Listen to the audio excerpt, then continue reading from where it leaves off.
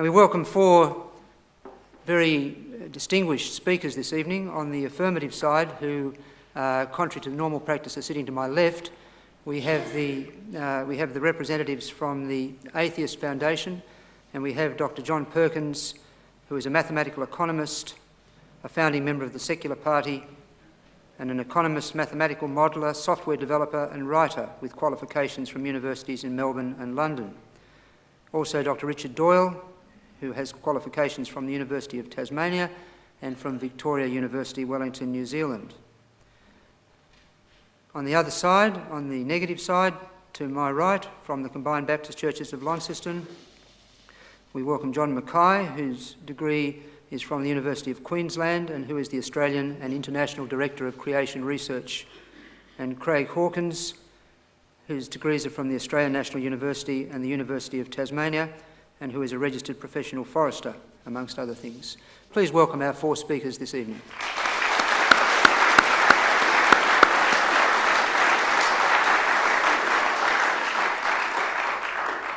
Now, the proceedings of the evening will be as follows. Each of the speakers, in turn, will have 13 minutes in which to present their primary speech. And that will be commenced by the Atheists Foundation with John Perkins, and then Craig Hawkins, then Richard Doyle, then John Mackay. They will hear a warning bell at 11 minutes, which tells them they have 2 minutes remaining. At 13 minutes, a double bell to say their time has elapsed, but they have up to 1 minute to complete the thought that they are on before I commence a repetitive ringing of the bell to say, please sit down. Following the four substantive speeches, there will be opportunity for rebuttal and for each side to put one formal question to the other side that they wish them to answer. The rebuttal will be first from the Atheist Foundation and then from the Combined Baptist team, and then the answers to the formal questions will also be in that order, firstly from the Atheist Foundation, then from the Combined Baptist team.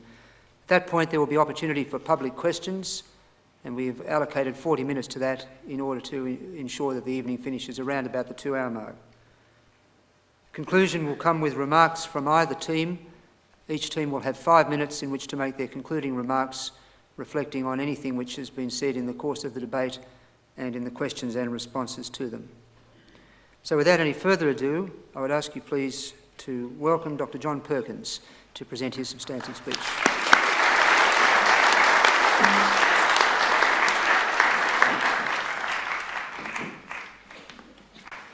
Thank you very much. Good evening, ladies and gentlemen. Evolution is a fact.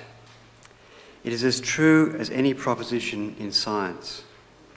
Scientific knowledge has proceeded to the point where all doubt about the process of evolution as a description of how life on Earth came about has been dispelled.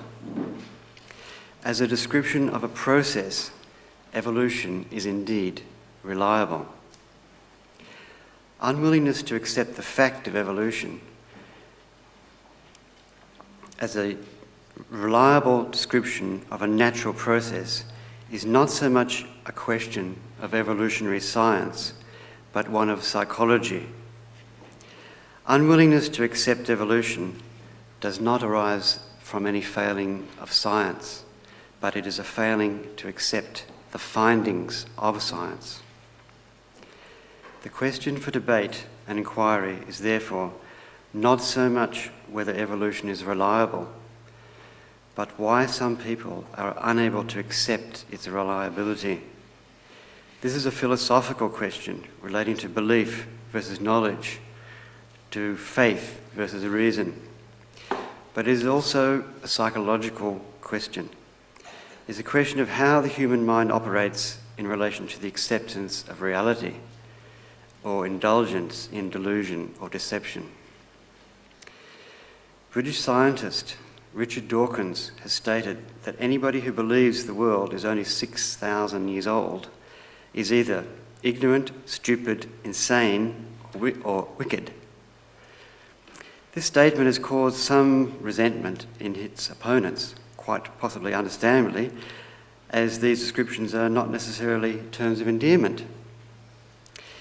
It is not my intention here to hurl abuse at our opponents. It is my intention here to focus on ideas, not on persons. To use a football analogy, to play the ball and not the man. This is not to say that Richard Dawkins' terms are necessarily inappropriate. However, I do suggest that our opponents are misguided, and seriously so. There are two modes of operation of the human brain. One is on a rational level, and one is on an emotional level. Everyone has the capability of both types of operation. Many people may have an emotional dislike of what I may say here. I want you to try to appeal to your rational brains, to appeal to your reason, and not to your faith. Let me put to you, in simplified 5-step form, the argument that is usually mounted for creationism or intelligent design. Step 1. There are two competing theories, A and B. Step 2. Theory A has countless pieces of evidence supporting it, and nothing has ever been found to contradict it.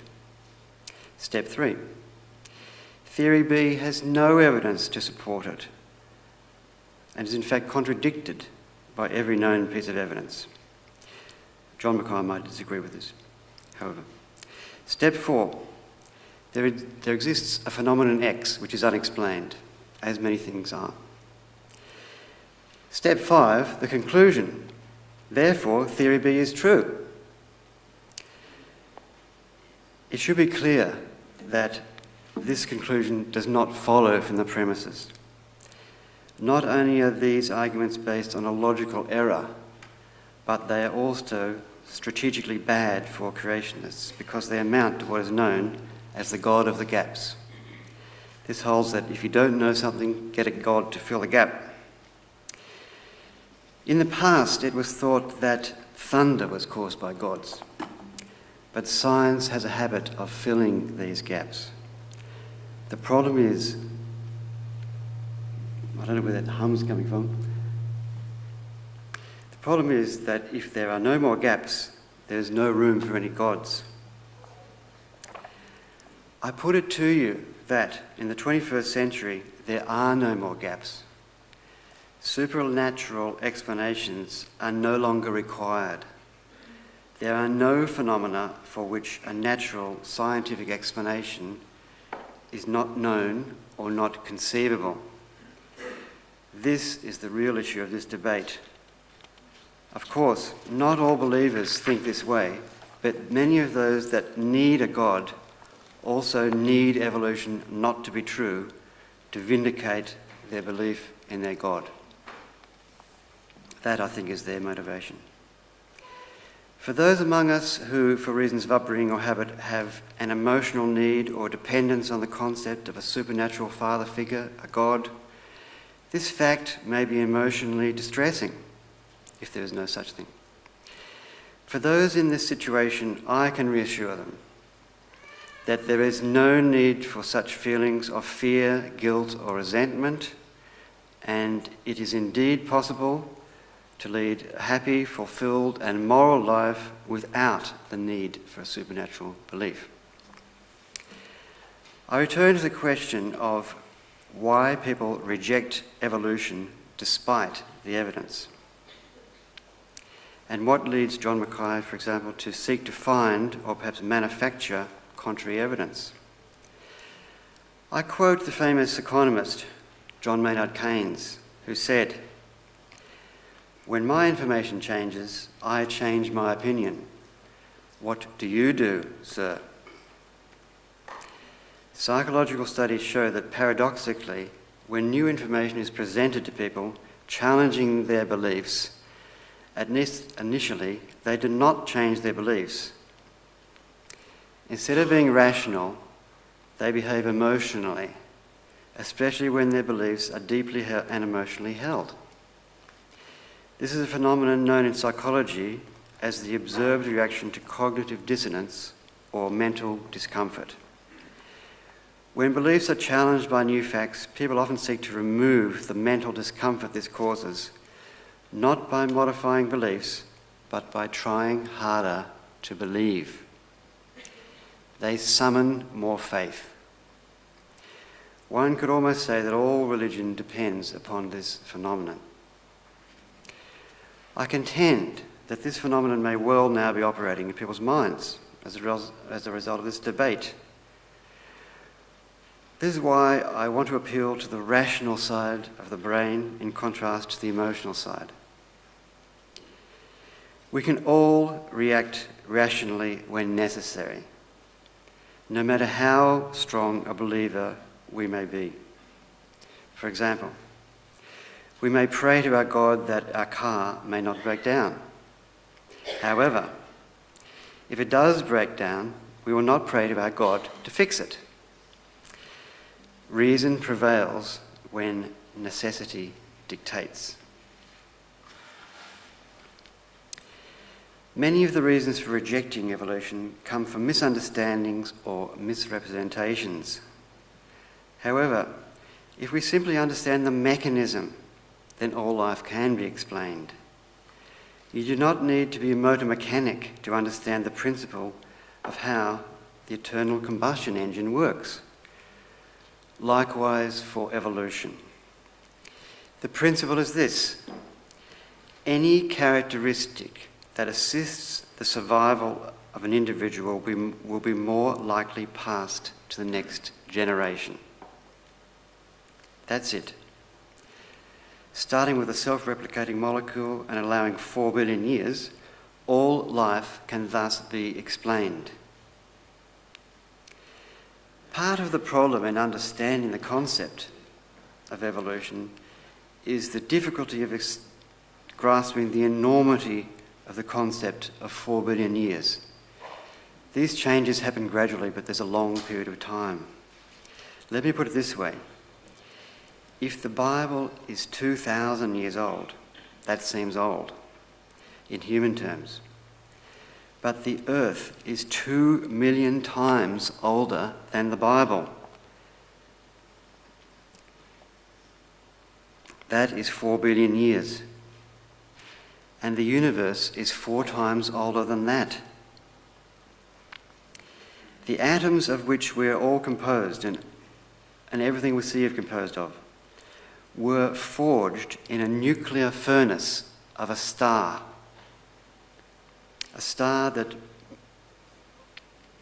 that exploded perhaps 10 billion years ago. The fact we are made of star dust, that is the true wonder of creation. Speaking of stars, there are more stars in the universe than there are grains of sand on every beach on Earth. As ABC science reporter Robin Williams puts it, if the universe was created for us, why are there so many stars? A rather inexplicable degree of redundancy, it would seem. The universe was not created for us. The universe came into existence through the forces of quantum cosmology that are inconsistent with theism. Life is possible, as we know. We are currently experiencing it. It is indeed remarkable, but it is entirely explicable naturally. Evolution is a method that has produced life forms that are uniquely suited to the environment, not once but repeatedly throughout geological time. In the depths of the ocean, there are volcanic vents that provide a constant source of heat energy, life forms that have evolved quite independently around these vents that are unlike any other life on the planet. Is evolution reliable? We know that it is. The question remains to be answered, perhaps, is what is the motivation of the evolution deniers? The best explanation, as I've said, is that they are misguided or uninformed. While much in science is completely certain, what can be said about the scientific method is that it is the best method we have of establishing the truth. Scientific method is honest. The method of science was first described by Francis Bacon, who was the Lord Chancellor for Queen Elizabeth I. In 1603, he wrote of the need to seek the truth by studying similarities and subtler differences, by using the patience to doubt, fondness to meditate, slowness to assert, readiness to consider, without preference for old or new, but with a hatred of every kind of imposture. That's scientific method. This is a method that has served humanity well, producing immense benefits in terms of technology and medicine. By contrast, as Mark Twain put it, faith is believing what you know ain't so. Al Gore, in his film Inconvenient Truth, also quotes Mark Twain to the effect that the biggest problems we have are caused not by what we know, but what we do know but don't believe. Never before in history has it been necessary as urgent as today that we summon all our rational faculties to deal with problems that are now confronting humanity. Science is reliable. We better believe it. Thank you.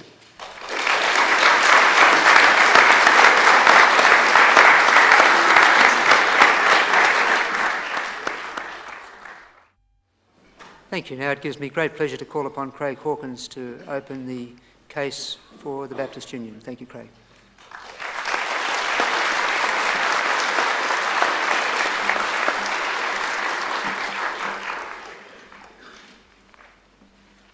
Well, we are obviously presenting the case that evolutionary science is not reliable. To do this, we will demonstrate that the way evolution is taught in our universities and colleges, in the textbooks used there, is unreliable. But firstly, a definition of evolution. This is what we're talking about. A textbook I had said that all of the vast diversity of life forms present on our planet evolved from one or a few simple kinds of organisms. So that's the type of evolution we are referring to. And my Macquarie dictionary said something that's reliable is something that's able to be relied on or trustworthy. Well, what are some of the examples that are typically used in textbooks to support evolution? First of all, life needs to have started somewhere. And the basic building blocks of life are amino acids. And Miller's amino acid experiment is typically used in textbooks to show us that amino acids can form naturally and that they can then replicate, they can then combine into proteins and then replicate to form life. Our textbooks show that, explain that evolution is proved through the presence of transitional forms, where one organism is shown to evolve into another organism because there's a transitional form between them, showing common features between them. Our textbooks use comparative anatomy, where some organisms have similar features to other organisms. And often in textbooks you'll see the gill slit example in embryos of various animals, including humans, pigs, dogs, birds. And this is supposedly suggesting that we have a fishy beginning. And finally, natural selection and survival of the fittest, for example, in Darwin's finches and peppered moths and the evolution of horses and dogs and whatnot, is used as an example of the driving mechanism of evolution. This is the way evolution works from molecules through to man. Well, I'm going to give you three examples, leading examples in textbooks, and how they are in fact unreliable. Let's start from the beginning with Miller's amino acid experiment.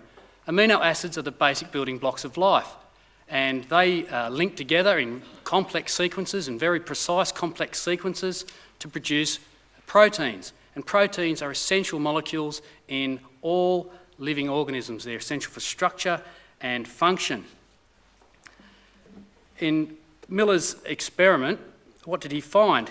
He found that if you apply an electric spark to a number of gases over the period of 1 week, that you will indeed produce amino acids.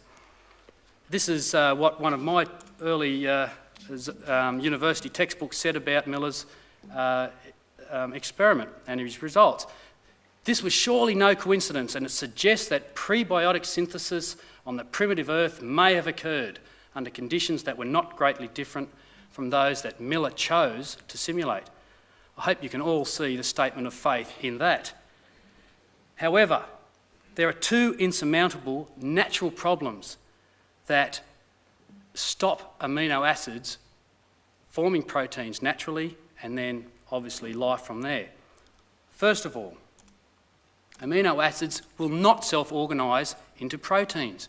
It is absolutely impossible without DNA, and DNA is one of the most complex information systems known in the universe. Secondly, there's another natural problem with amino acids, and that is the property that they have called chirality, and I have just a few brief moments to discuss that one a little bit further.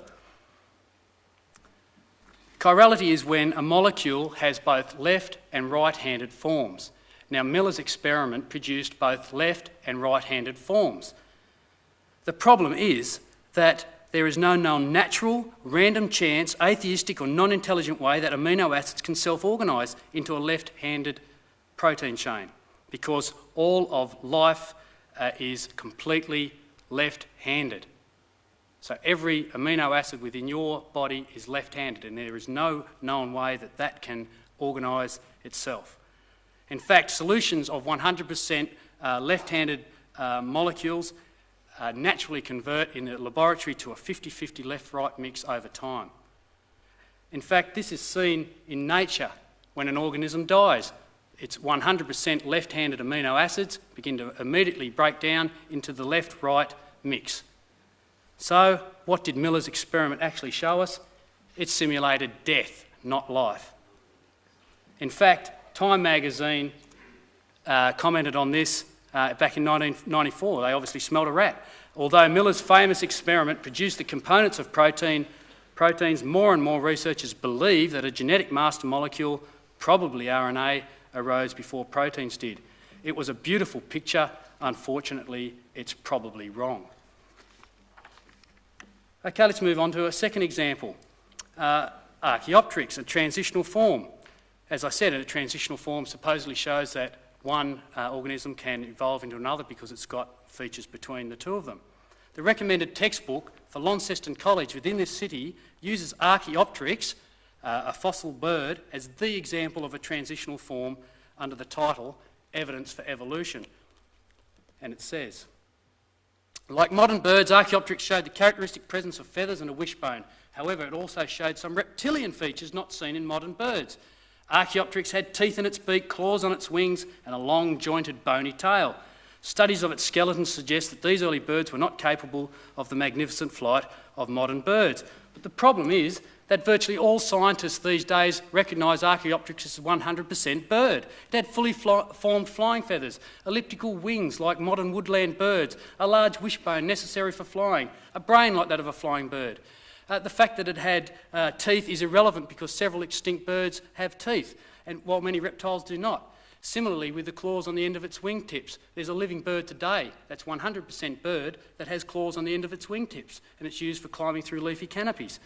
And importantly, the skeleton of Archaeopteryx indicates that it had the unique avian lung design, which is completely different to a reptile, and this is supposedly in the earliest known bird. So there's no explanation of how that completely different lung design actually evolved. In fact, last year, a leading evolutionist and paleontologist and feather expert said this. It's a great quote. Let the evolutionists say it. With the advent of feathered dinosaurs, we are truly witnessing the beginnings of the meltdown of the field of paleontology. Just as the discovery of a four-chambered heart in a dinosaur described in 2000, in an article in Science, turned out to be an artefact, feathered dinosaurs too have become part of the fantasia of this field. Much of this is part of the delusional fantasy of the world of dinosaurs, the wishful hope that one can finally study dinosaurs at the backyard bird feeder. It is now clear that the origin of birds is a much more complicated question than has been previously thought. In fact, this same fellow said that Archaeopteryx was quite capable of flight, contrary to what is claimed in the Launceston College textbook. Well, what about other transitional forms? Stephen Jay Gould, who's one of the leading evolutionists of the modern era, who died just a few years ago, said this about them: the extreme rarity of transitional forms in the fossil record persists as the trade secret of paleontology. The evolutionary trees that adorn our textbooks have data only at the tips and the nodes of their branches. The rest is inference, however reasonable, not the evidence of fossils. Again, we'll let the evolutionist say it. At least he was honest. Example 3, evolution by natural selection. This is supposedly the driving force of evolution. Again, the Launceston College textbook says evolution has and is occurring. It was a theory of natural selection as described by Darwin and Wallace that provided a foundation for developing an understanding of the process of evolution. Well, Darwin used artificial selection as an argument to support his concept of natural selection. He was a pigeon breeder and he could see that he could breed white pigeons or black pigeons or whatever. Well, in our business at Beauty Point, we breed thousands of seahorses each year. Now, if we want to breed desirable characteristics into our seahorses, we pull out those seahorses and put them in a separate tank, such as bright colours or body form or whatever. And what we are actually doing is concentrating the genetics of those fish that we want to breed and excluding the genetics of the fish we don't want, the ones that have got dull colours or poor body form. So what we are doing with artificial selection is actually reducing the genetic information. So artificial selection results in a loss of genetic information. This is also seen in domestic dog population, cats and any other selective breeding program. And indeed, the biology textbook used by Launceston College agrees with this. It says the genetic variation in domesticated plant and animal species is greatly reduced. It's not in the chapter of evolution, I might add. So this is exactly what is seen in natural selection as well. There is not one known example of natural selection with or without any other mechanism that enables molecules to man evolution. And I challenge our opponents to give us one example. In fact, with seahorses,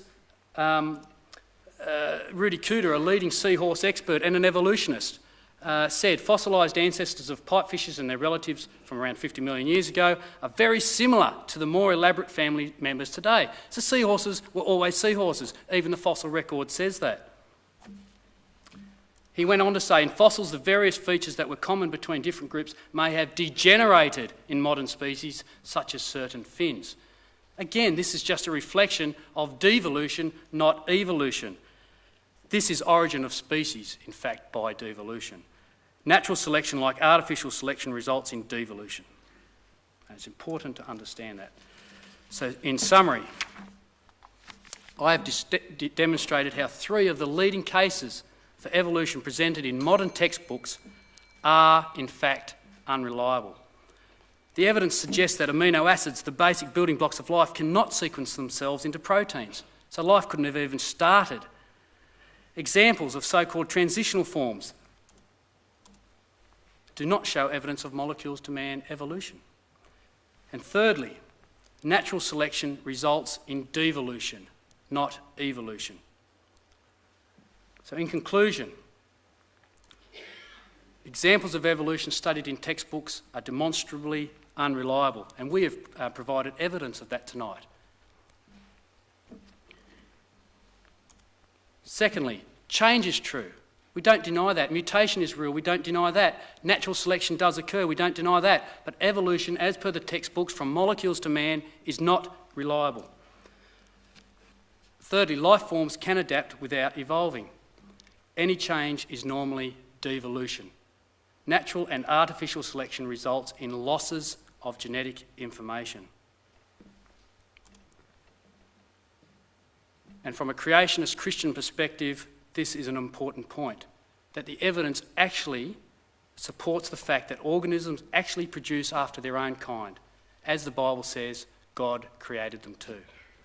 So I propose to you that what we are taught about evolution in textbooks, and this is what I was taught at university, this is what John was taught at university, you need to look at what the evidence is actually out there. It is not reliable. Thank you.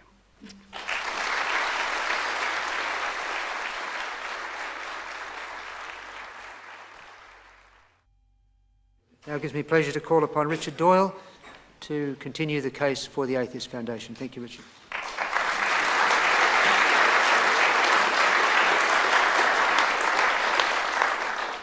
Thanks very much, and thank you all for coming tonight, because I think this is an extremely serious topic that we're discussing. It's very important to the future of humanity, and I'm here to try and get across to you that the idea that the planet's 6,000 years old is completely ridiculous. So why have I turned up to this debate?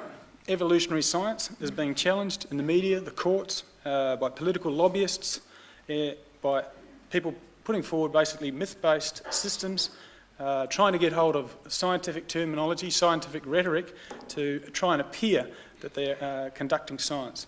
However, true science is based on testable facts, independent data that's verified by other people, not yourself, not your own bias. Other people independently check your evidence, and by publication of that information in reviewed and refereed scientific journals.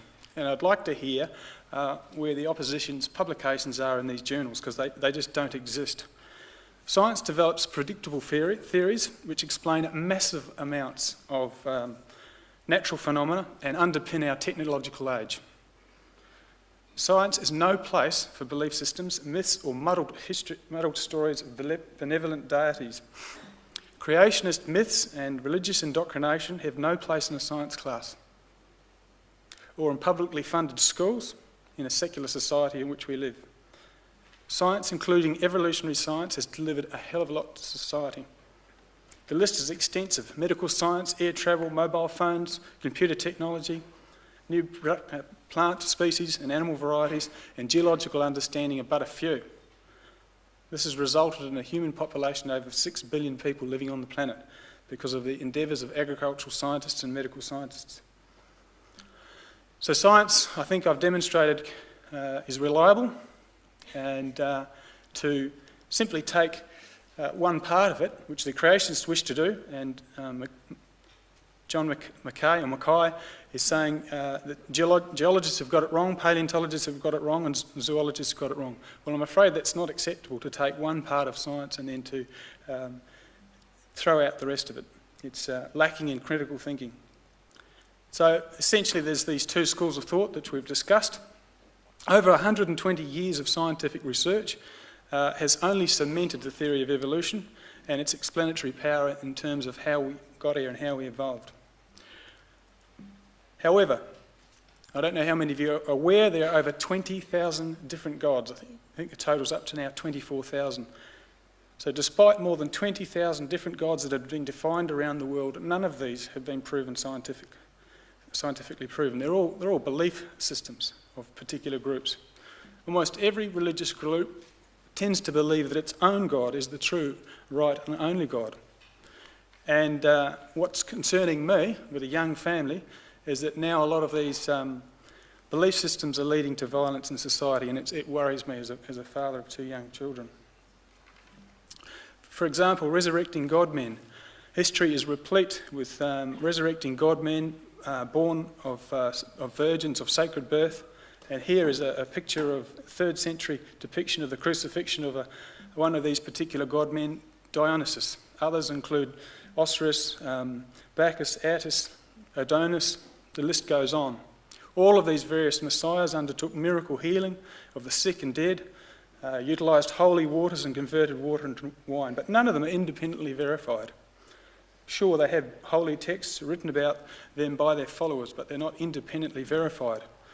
Many of the ideas of Christians, this is a quote from a writer and philosopher, 300 AD, many of the ideas of Christians have been expressed better and earlier by the Greeks. Behind these views is ancient doctrines that have existed from the beginning of time. Okay, so what is atheism? Atheism is not a belief system, it's often put forward as one. It's the acceptance that there is no credible evidence for gods, fairies, demons, or supernatural deities. There is no evidence of the more than 20,000 gods which I've indicated to you.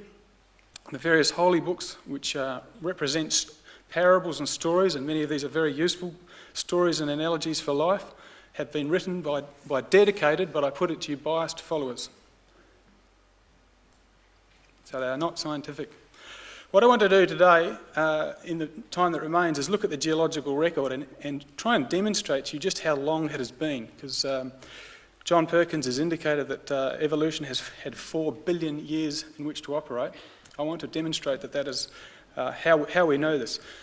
John Mackay will talk to you about the geological record, and he'll talk to you about deposition and how much the stratigraphic column may represent and how many rocks there are. But he won't tell you about processes like weathering and soil formation, which is my area of research. These are times when there's no sediment deposition. He may mention periods of erosion or where there's a stripping of the landscape, and there's also transport. But what we actually get to look at is the depositional environment, but it's only one extremely small part of the geological column. For example, when was the last landslide or flood or dust storm or tsunami in an area near you? It's these events that lead to the deposition and preservation of fossils. So deposition and erosion are commonly quite rapid, but they are separated by very long periods of weathering and non-deposition. And we can only get fossil preservation during periods of deposition. So this means that the geological record cannot be continuous. It is a series of hiatus. Just to demonstrate to you, here's a picture of a soil profile. This is the type of research I undertake at the university. This column here shows 3 different soils, one on top of the other. Each of them develops a topsoil. Each of them develops through weathering, the release of clay minerals and various precipitates through the soil, and the rocks weather and break down. These 3 diagrams here show 3 examples of that type of very slow geological process. The picture up there on the left is a weathering rind on a dolerite boulder from a soil near Hobart. The slide with the watch on it is showing the release of iron as rocks are weathered. And these little diagrams here at the front show 2 different time frames of the weathering of crystals. Okay, these soils haven't been created. We can demonstrate within the characteristics of those soils by a whole range of independent criteria that they have been sitting there weathering for a considerable amount of time.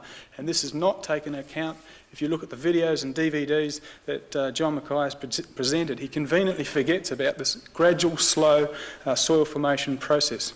Here's a picture of a soil at Hobart that has that white lime in the bottom of the soil. That lime has been released over many thousands of years through the weathering of that dolerite to release the calcium and form that deposit.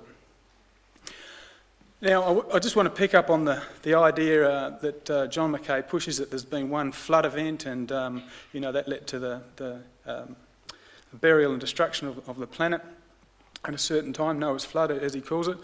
What I want to show here in this section, this is a section I studied in Greece, that in fact we can see up to 20 different soil profiles. So I've just demonstrated you how slow it is to form soil profiles and how John will conveniently not tell you about those long periods of weathering. Here you can see 4 soil profiles. This section contains in total 20 soil profiles, each one separated by a period of, deposition, so gravels or wind deposits. I would like to know how he can explain that. Here we have a section with a soil profile. You can see where I'm holding the ruler against the section. This again in Greece. This soil profile I have dated to 15,000 years and it contains Paleolithic stone tools on the soil. And that the smaller picture section there shows that the soil has been buried quite catastrophically by what we call a landslide or a debris flow deposit on one side, and on the other side it's been buried by alluvium. So again, this cements the idea that the geological record, there's a lot of time not represented when there's weathering and soil formation going on. The other thing John tends to attack in a lot of his literature and whatnot is the dating methods of geological process. Geologists have a lot of ways of measuring, independently measuring how old the planet is, from weathering, which I've discussed, but a whole series of radiometric dating techniques.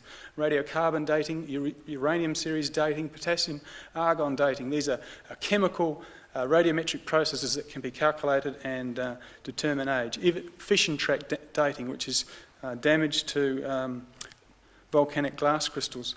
Now he might say, I think they've got some mad idea that Einstein's constant speed of light changed. Again, I challenge him to explain where he's published this theory of the changing speed of light.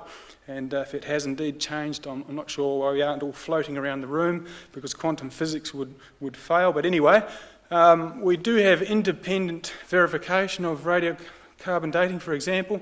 Here you can see that blue wiggly line.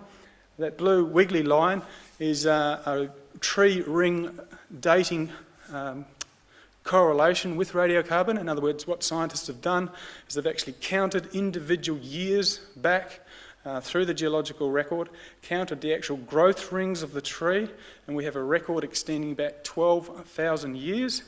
And this has been, each of those rings has been, or groups of them, have been radiocarbon dated to provide verification of the technique. If that wasn't enough, there's also records in the ice cores. We've drilled, or geologists have drilled ice cores in both Antarctica and Greenland, and we have a counted record dating back, nearly 250,000 years. So this idea of a 6,000-year-old planet it just doesn't match up with the facts. If that weren't enough, there's also the paleomagnetic record of seafloor spreading, which shows that for example, Africa and South American continents have drifted apart through a process of plate tectonics. I'm sure you've heard of this process. I'll just put a picture up showing that plate tectonic model. As lava comes up through the seafloor and spreads, it takes on the magnetic signal of the Earth's magnetic field. As the Earth's magnetic field fluctuates every 10 or 20,000 years, we get a signature in those rocks, and it's like a conveyor belt moving out. I'd ask John to refute paleomagnetism as another independent record of just how old the planet is. The fossil record, despite all the claims of the creationist viewpoint, there have been no erroneous, what we call juxtapositions of fossils within the geological record. Say, for example, with very old Permian rocks containing the particular fossils of the Permian age versus Miocene, we don't find them muddled up. We don't find human skeletons with dinosaurs. And I think I've demonstrated that with these series of soil profiles with flood events in between them, the idea of a single flood is just simply not plausible. On a lot of John's videos, he'll talk about, apparent problems with the mixing up of fossils. You might have Triceratops bones with fish bones or something, and try and make it out to be some sort of problem with evolution or some problem with the fossil record. Well, streams do travel across the landscape. They do pick up fossil material, and they are able to transport it to lake environments or other marine environments. This is what I talked about when I was talking about transport and mixing. So these apparent problems are not real problems. Rapid deposition leads to mixing. John tries to make up the issue of dwarfing being a problem in evolution, the fact that certain species have been shown to get smaller. For example, we had the marsupial megafauna during the last glaciation, and they've evolved to become smaller. The fossil record is full of examples of dwarfing and also megafauna. Species will either get bigger or smaller depending on the environmental conditions. If environmental conditions are good, species will expand. Look at the size of Japanese people over the last 100 years as the diet's improved in Japan. Another fourth problem, how do we get koalas on the ark? John explains that, well, they walked there, the kangaroos walked there, I guess the New Zealand living dinosaur, the tuatara, walked there as well and went for a ride. This is just nonsense, because these species have evolved in different locations, isolated by history, isolated by water and mountains. And we don't find in the record, I'll finish with this point, we don't find in the record, mixed fossil assemblages of badgers and wombats, which we'd expect to find. We don't find mixed up tree kangaroos and South American sloths. We don't find mixed up echidnas and hedgehogs. Okay, it just doesn't happen. If what John's proposing is true, we would expect to see that. Thank you.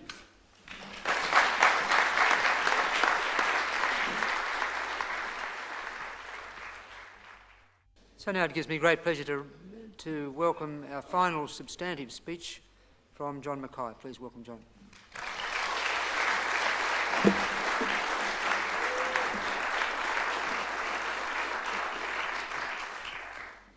Now, nobody would believe that freebie infomercial behind me got there by itself.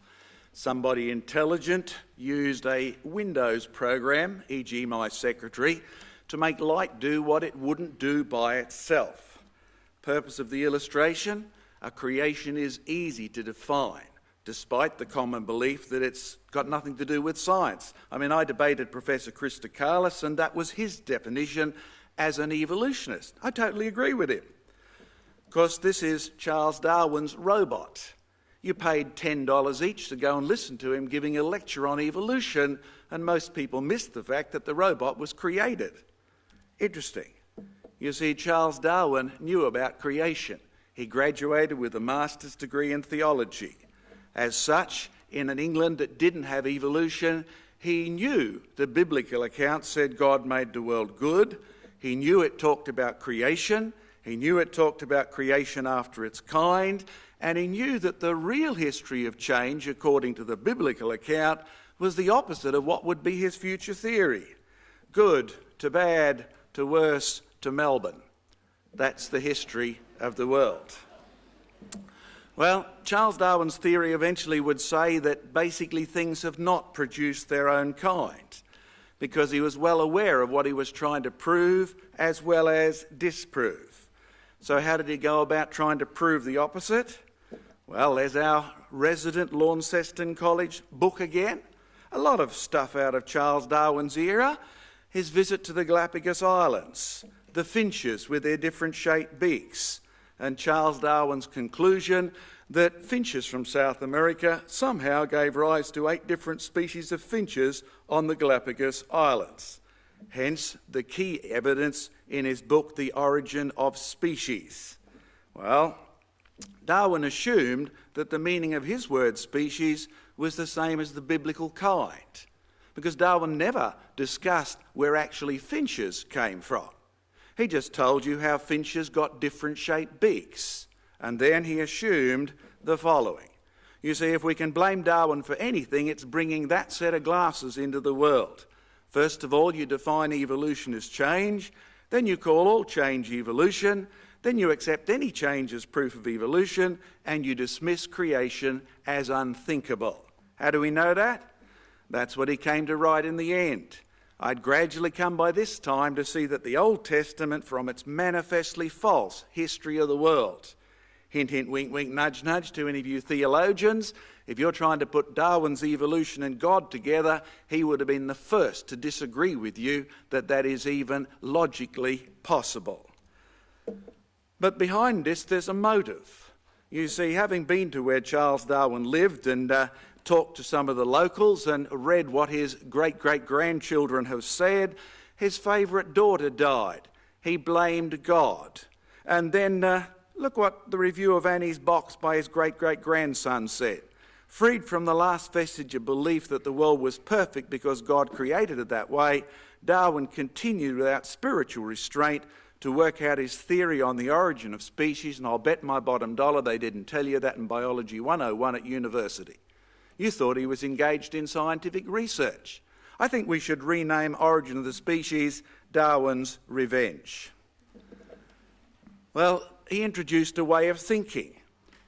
Finches from South America gave 8 species of finches on the Galapagos, and most of us have been taught to reach the conclusion at the bottom.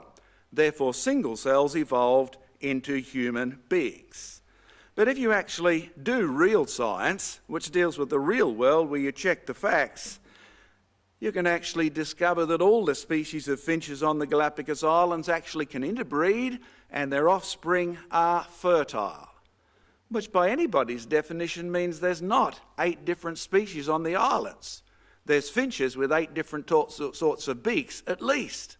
But then I can see lots of people with different sorts of beaks in this room tonight, and they're all interbreeding fertilely. In 1967, finches were introduced to Southeast Island in the Pacific Ocean. In the next 20 years, they spread to 3 nearby islands, and 20 years later, they had different beak shapes. What have we actually discovered? Well, what Darwin discovered. You see, we still haven't ever seen any finches from South America, and by the way, you don't see those pictures in your textbooks. We've never seen them fly across to the Galapagos Islands. So he's still got an interesting theory. But even if he's correct, we've proved that for 170 years, finches with beaks have produced finches with beaks. As a result, I'm going to give you a better conclusion. If finches from South America indeed gave 8 species of finches, and I have no problems with that concept, therefore finches have produced their own kind. Don't make Darwin's mistake. Your definition of species may have nothing to do with the biblical kind at all. On that basis, you reach a conclusion that molecules evolved into man, and you have an unreliable conclusion. Our textbook has that picture in it. Embryos, sharks, birds, humans look pretty much the same. And they've got gill slits and tails. It's marked there on the human embryo, based on Professor Haeckel's work in the 1860s. There it is, photographed in the London Times, August the 11th, 1997. The embryos are at the top. They all look the same. They've all got tails. But it's in the Times because somebody finally photographed the embryos and they all look different. The science editor said Haeckel was a liar.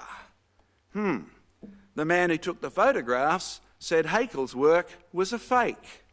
So what's it actually doing in a textbook if it's that unreliable? In fact, that makes it worse than unreliable. You see, there it is from this year's textbook. Human embryos with gill slits and tails. But the problem is they never have gill slits. They never have gills, and they never have slits. And they never have vestigial tails. How do I know that? Well, you see, one of my textbook authors at university was a Professor Gary Parker. We used his texts in third year genetics at Queensland University, and he was obviously an atheist and an evolutionist. Next time I met him, he was a Christian and a creationist and the author of that book, which, by the way, is available in the bookshop in the end room if you see us later on. By the way, they don't use his textbooks at Queensland University anymore. Amazing prejudice that exists in this area.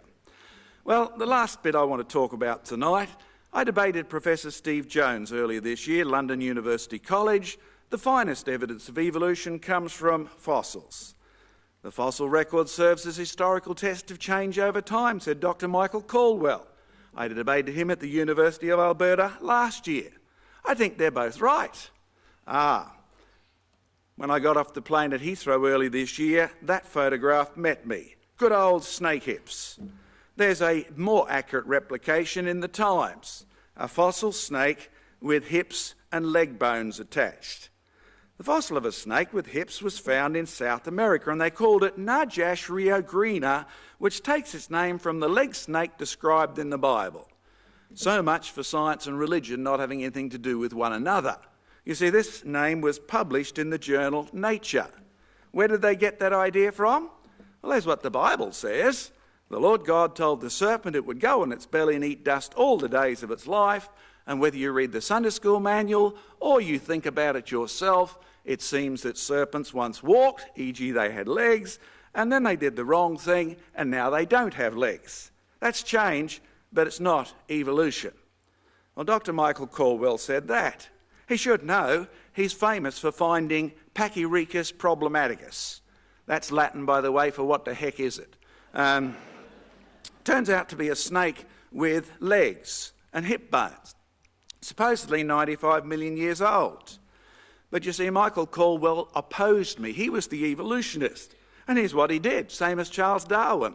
Defined evolution as change, called all change evolution, accepted any change as proof of evolution, and dismissed creation as unthinkable. But if you ask what have we actually proved, well, even if you allow the 95 million supposed years, you started out with serpents and you've ended up with serpents. Oh, we call them snakes these days. You started out with serpents who had legs, and you've ended up with serpents that don't have legs. You've got creatures that have actually not evolved, but devolved. They've changed, but they haven't evolved. You see, the same author said none of the more than 50 lineages, the groups of limb-reduced reptiles, in other words, creatures you can dig up in the rocks that used to have legs and now they don't, none of them have ever got them back, demonstrating that requisition is very unlikely because the probability at the moment is 0. Do you remember when we invented thalidomide and kids were born without arms and legs? Do you remember biology teachers rushing around saying, "At last we've got evidence of evolution"? No, they sued the drug companies because of the degeneracies of limb loss that were involved. Well, change definitely is true, but evolution is not. So you reach the conclusion that it is, and I have no option but to call your science unreliable.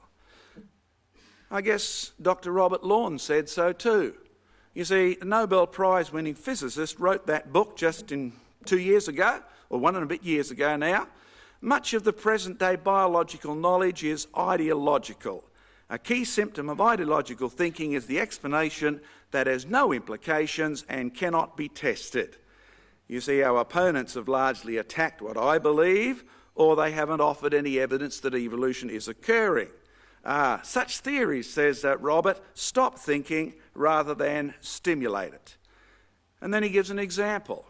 Evolution by natural selection has lately come to function more as an anti-theory called upon to cover up embarrassing experimental shortcomings and legitimise findings that are at best questionable. I envy this guy. He's got a Nobel Prize and I don't, so I think he deserves to be taken a little bit into consideration. In conclusion, Richard Dawkins was interviewed by Bill Moyers. Is evolution a theory, not a fact? Evolution has been observed, says Dawkins. It's just that it hasn't been observed while it's been happening. That's a remarkable statement. Therefore, if that's the case, everything that you've seen and I've seen actually reproduces its own kind, as Genesis states God created them to do. No wonder Dr. Michael Roux says evolution is losing the battle. He blames Dawkins. I actually think he should blame the evidence as well. Well, last point or two. To account for evolutionary changes that take millions of years to completion, solely by reference to processes that can be studied only over tens of years, requires an extraordinary faith. Dr. Kemp, Oxford University. This debate is not the fact of evolution versus faith in a creator. It's a fact-based faith in a creator versus an extraordinary evolutionist faith.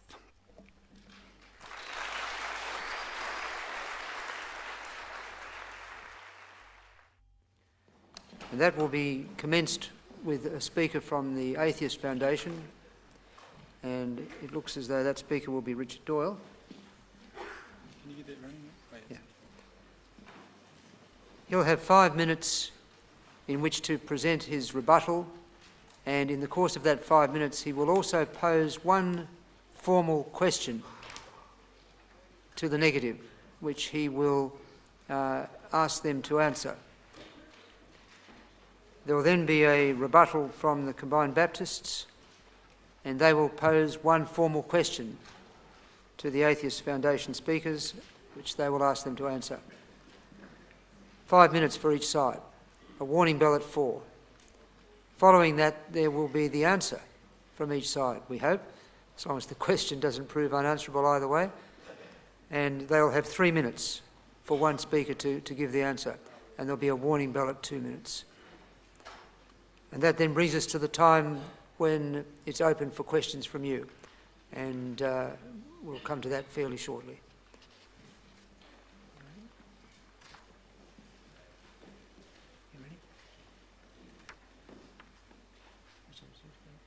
So it gives me pleasure to welcome to the stand again Richard Doyle to lead off for the Atheist Foundation. Thank you.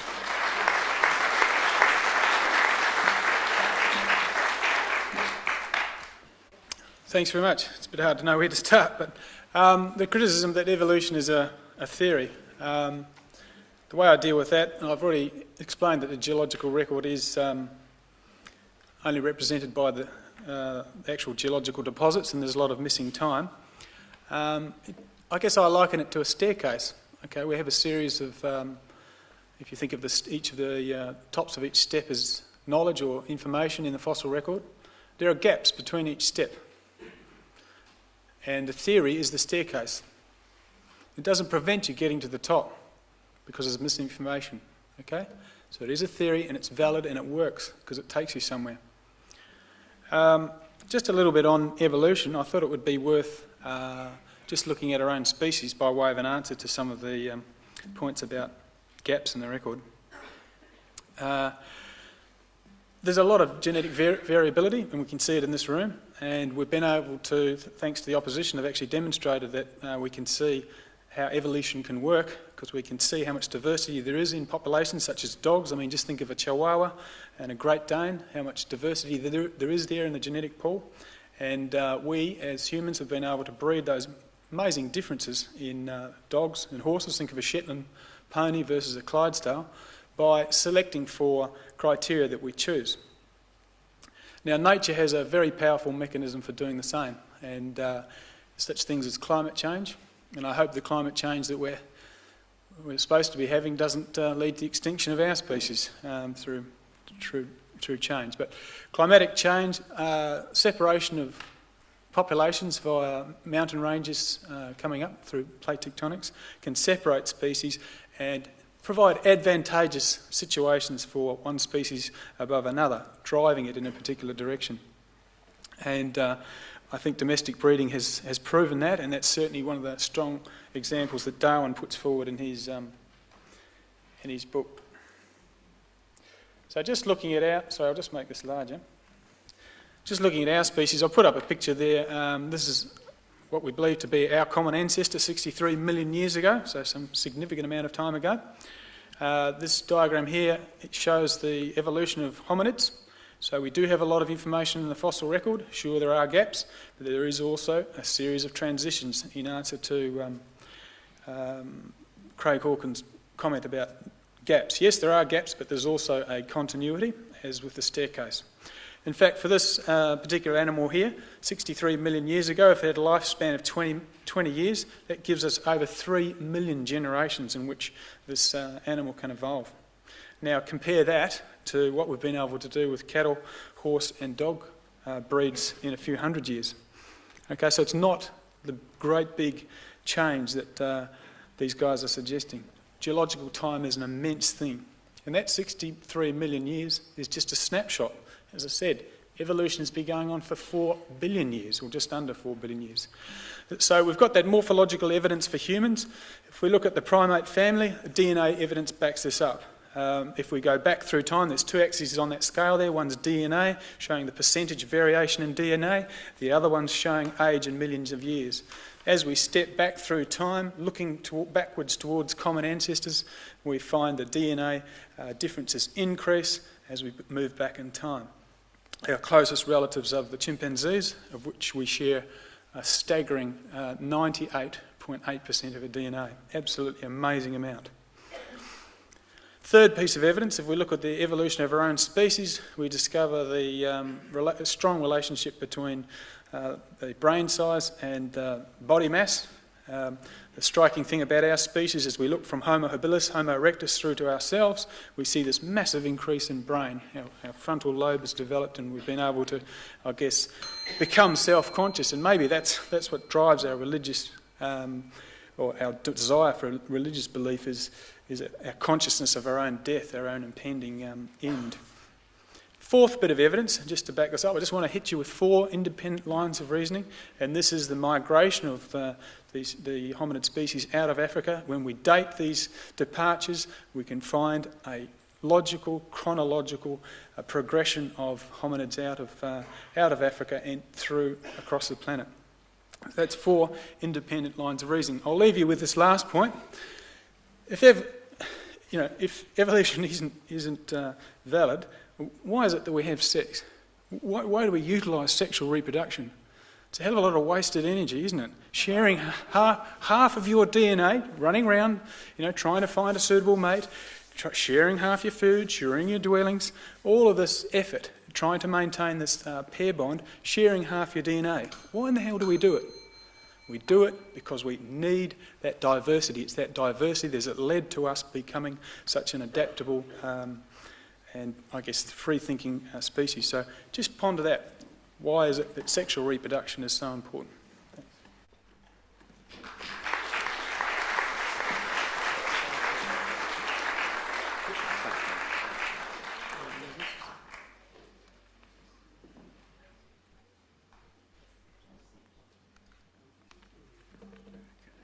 Now, I'll remind you that at this point we're not moving directly to an answer to that last question, which I think was the question to do with sexual reproduction and why we want to engage in sex, which was an interesting explanation. I'll try that on my students next week.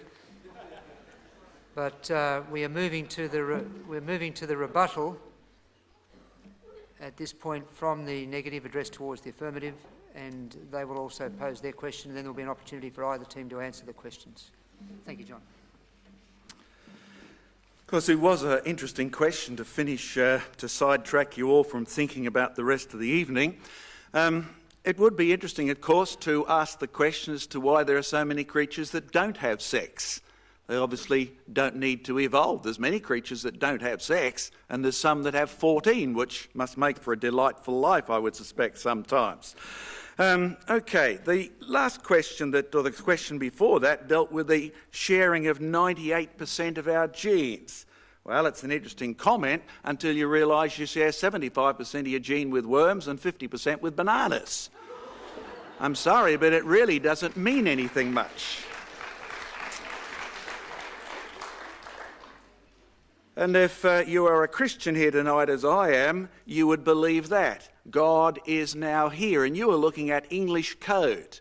And 98% has to be considered in the terms of genetic code, well as English code.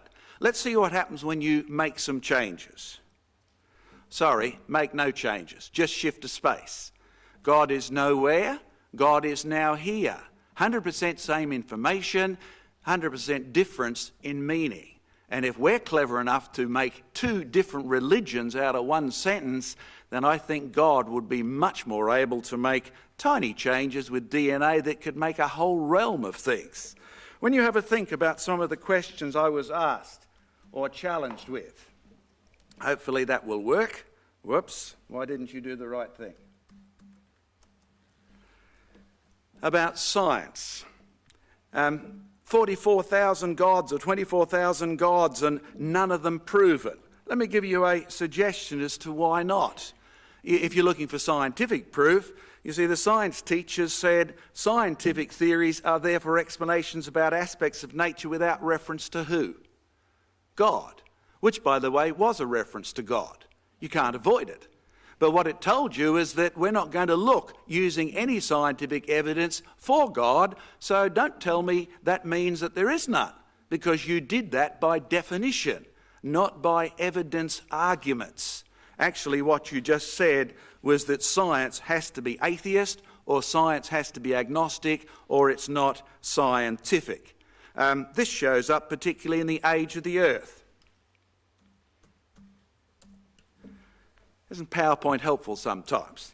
I've got that man's name there because he's the background of statements like that. Scientists knew the earth was old before they knew how old. You've heard abundant statements tonight about how billions of years make evolution possible. The man behind all that thinking is Charles Lyell. There he is in the Naturalist Museum geology display in London. The present is the key to the past. Whatever carbon-14 is doing, it's always done. Whatever uranium is doing, it's always done. But there was his aim, to free science from Moses. I wish they'd told me that in first year or second year or third year geology. It would have made my job a whole lot easier. In other words, historical geology has a determined anti-Christian, anti-Jewish, anti-biblical, anti-Moses intent. And you thought it was science. I'm sorry, even if you could prove your 4 billion years, it would not help evolution at all. I mean, it's not happening. You haven't seen it happen. Richard Dawkins hasn't seen it happen.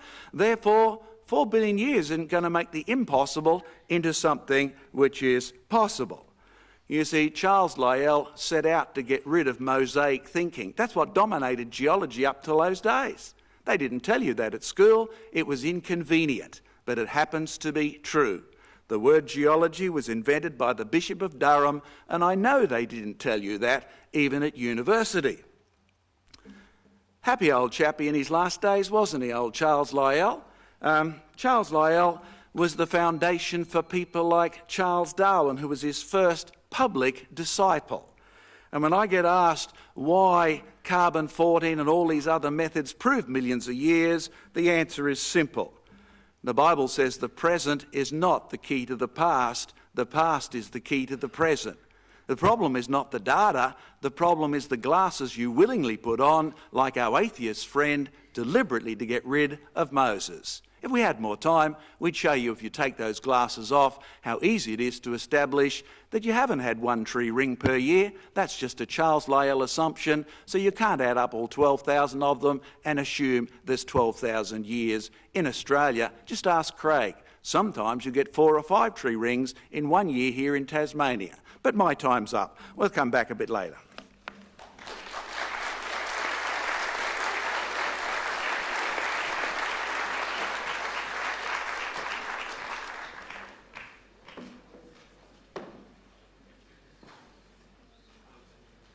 Sorry, I'm supposed to ask you a question.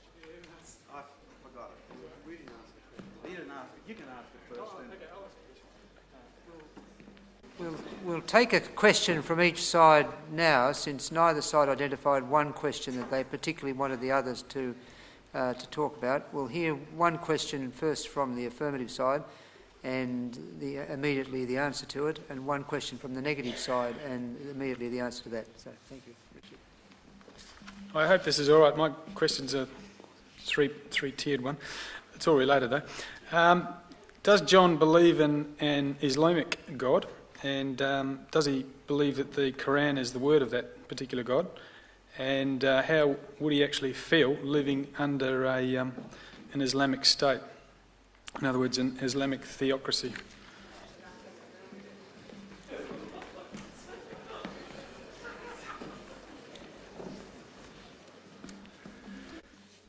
Well, I must admit that's the first time in a debate on evolution I've been asked that question, but okay, do I believe in an Islamic God? I would suggest if you get a university, that computer program where you run text that students have submitted and compare it against all the essays on the internet to see what they've copied off, you will discover that your Quran is actually taken from embedded text in the Jewish Old Testament, or the Torah particularly, and adapted for local use.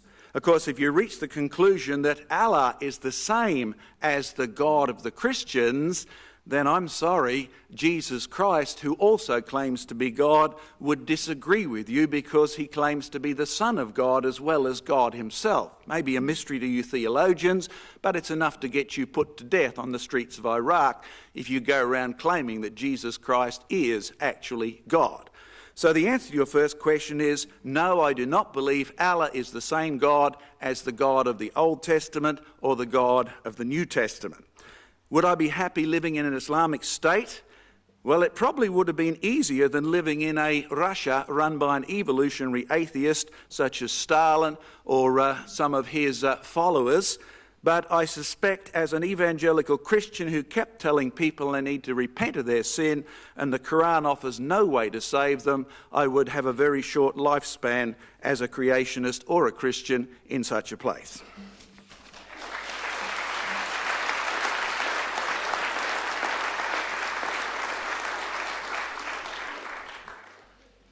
I'll just get my question up.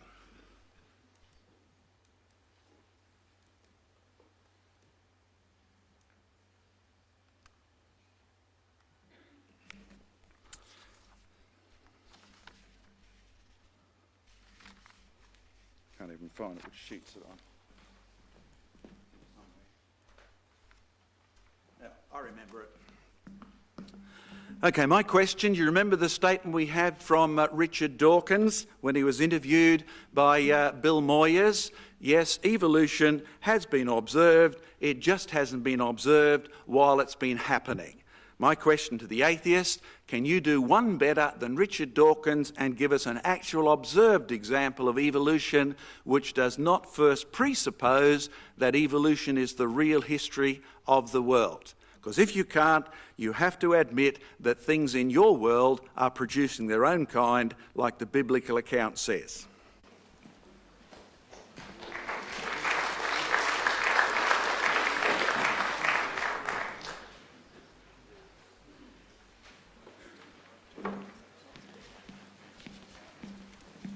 Okay, I'm happy to answer that one. I guess it goes back to the staircase analogy that I provided earlier.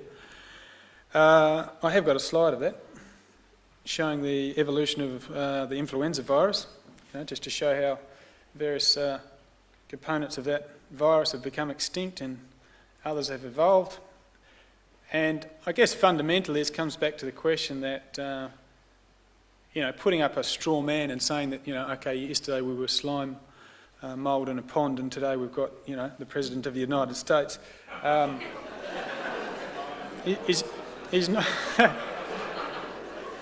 Okay, I'm being deliberately confrontational. Is not reasonable. It's what we call putting up a straw man so you can smash it down. As I've said and made very clear, 4 billion years is a considerable amount of time for evolution to occur. But there are examples of it occurring rapidly, and here is one. I'll just put the slide up.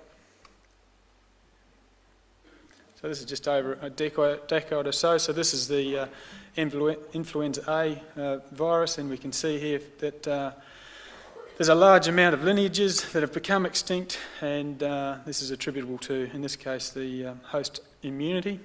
And so those strains that fail to mutate become extinct. So there's an example. Thank you.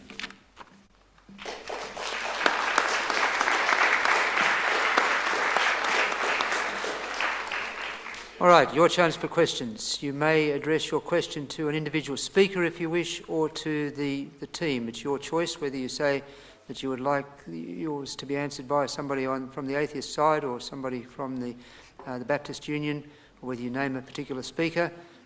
Please keep the questions short and punchy, and the more aggressive the better. Questions? I see one up towards the wall on the side. There's a microphone coming around.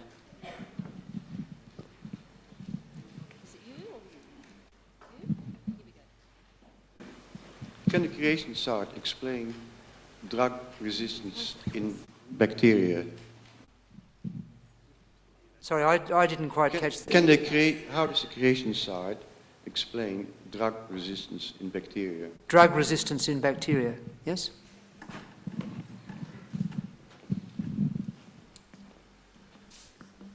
Well, I'm one of those geologists who discovered we were undertakers and dug up dead things. So I went and did 3 years of genetics to find out how living things work. And I was there when Professor Mather announced that we have just discovered that bacteria are not evolving drug resistance. They're being selected out because they already have it. How did they find that out? Well, when we first invented the drugs that they were going to become resistant to, we certainly killed off a lot, thought we were winning, and very quickly some appeared to be resistant. So we used the word evolution. So we invented a second drug, apparently very successful. Then we end up, not long later, with 2 sets of resistances in the same bacteria. Then 3, then 4, then 5, and it was happening so quickly it was mathematically impossible for it to be random, naturalistic evolution. Then we discovered the little blighters were actually having sex, and they were swapping resistances which they already had. So it's a good example of natural selection. It's a poor example of evolution because you're eliminating those bugs that don't have resistance, leaving only those that do, till finally you end up with Harry the superbug and you need a Scud missile from Iraq to get rid of it. That's the problem we are creating with our intelligent anti-bactericide medicine these days.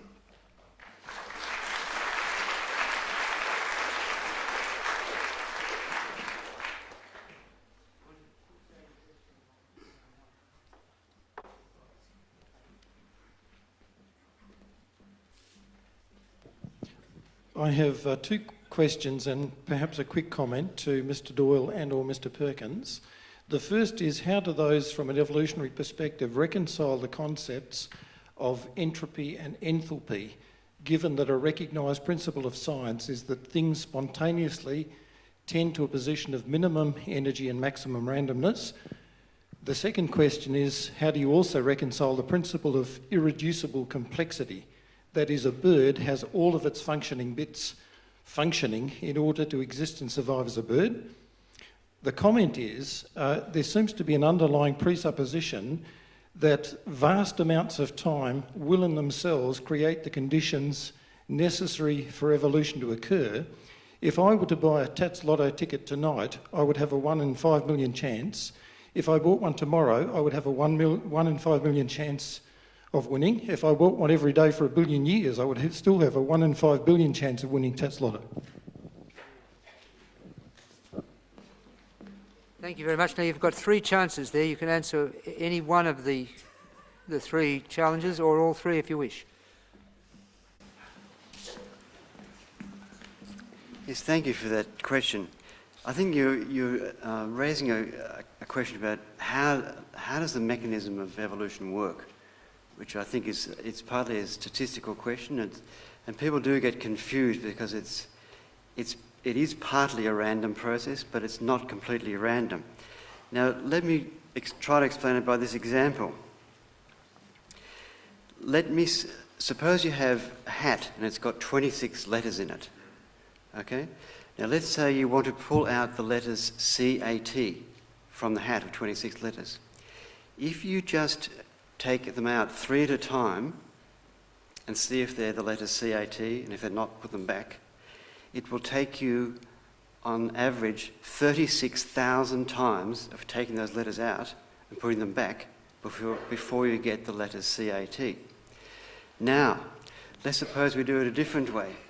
Let's suppose we take out 3 letters, but if one of them is C or A or T, we keep it, and then we put the others back. And we keep doing that until we get C-A-T. Doing it that way, it's still random, but it will only take us, on average, 75 times to get the letters C-A-T out of the hat. Now, what this demonstrates is a good way of how evolution works. It's partly random, but it's with a structural purpose. It's with the guiding process of natural selection.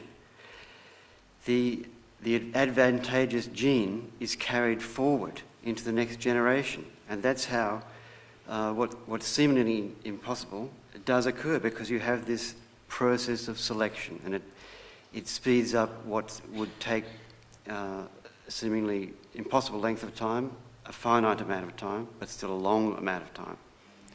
Okay, I hope that answers your question. Thank you very much. Another question?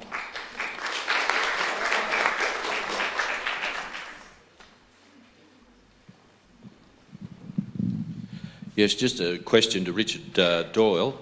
On evolution, there's a lizard on an island just off New Zealand there, and the sex is determined by the temperature. And because of the increasing temperature of the Earth now, all those that are being produced by that lizard are males. Where does your evolution come in here, or did they miss the boat?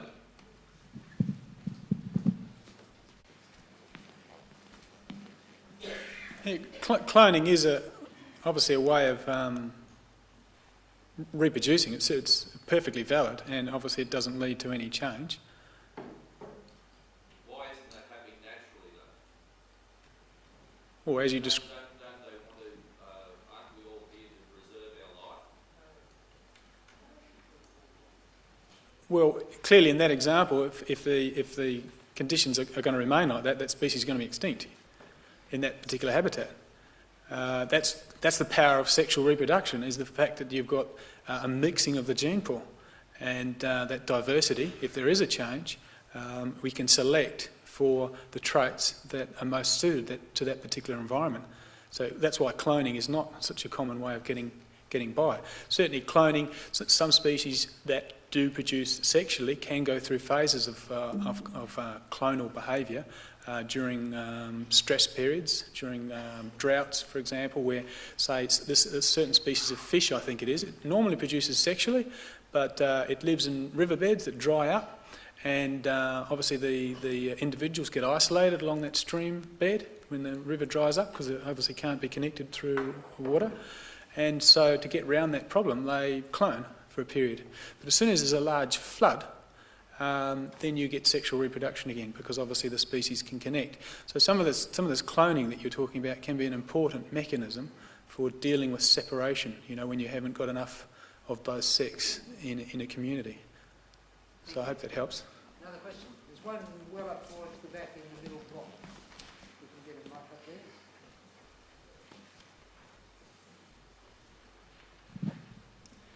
My question is to Dr. Perkins in relation to his claim that we're all from stardust.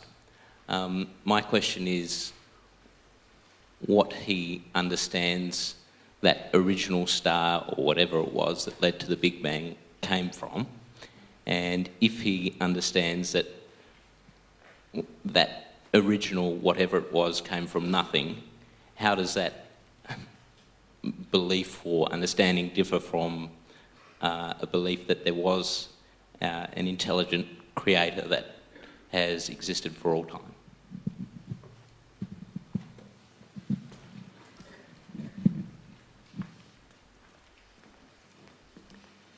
Yes, well, firstly, to explain a little bit about the stardust concept, as far as we know about the creation of the universe, there was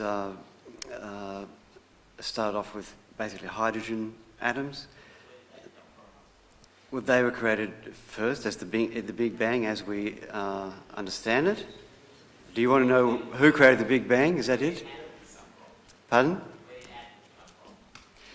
Well, as in the start of the creation of the universe, originally there was particulate matter. Will we let the speaker answer the question?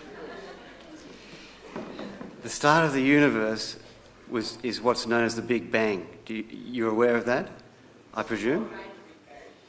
The Big Bang came about through a cosmological process for which no God is required. Okay? We don't need a God to have created it because as far as we know, all the physical laws in the universe operate at all times without any intervention of any gods. Sorry? So we don't need to make an exception to allow a God in there to actually start the ball rolling to make the Big Bang. As far as we know, everything can be explained naturally. Going back to the stars, the stars coagulated into heavier matter. The nuclear furnace fused atoms together from hydrogen to make heavier atoms. Those atoms exploded in a star. There's a new star, a new solar system, a new matter in our solar system. That's us. That's where it came from. Thank you.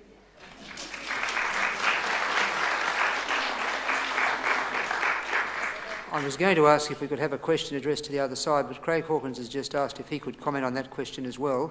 So we'll introduce another dimension. We'll give Craig a chance to comment on that, and if that occurs again, that somebody from the other side wishes to comment on an answer, we'll welcome that also. So, Craig. The Big Bang is very similar to evolutionary theory, evolutionary science, in that if you say something enough, people start to believe it. If you look on a website called cosmologystatement.org, it's a website by scientists. They're not Christians, they're not creationists. In fact, I think they're atheists. And this is what they said about the Big Bang. The Big Bang today relies on a growing number of hypothetical entities, things that have never been observed. Inflation, dark matter and dark energy are the most prominent examples. Without them, there would be a fatal contradiction between the observations made by astronomers and the predictions of the Big Bang theory. In no other field of physics would this continual recourse to a new hypothetical objects be accepted as a way of bridging the gap between theory and observation. It would at the least raise serious questions about the validity of the theory. But the Big Bang can't survive without these fudge factors. This is not even Christian saying this. So you can either believe in eternal hydrogen or you can believe in an eternal God.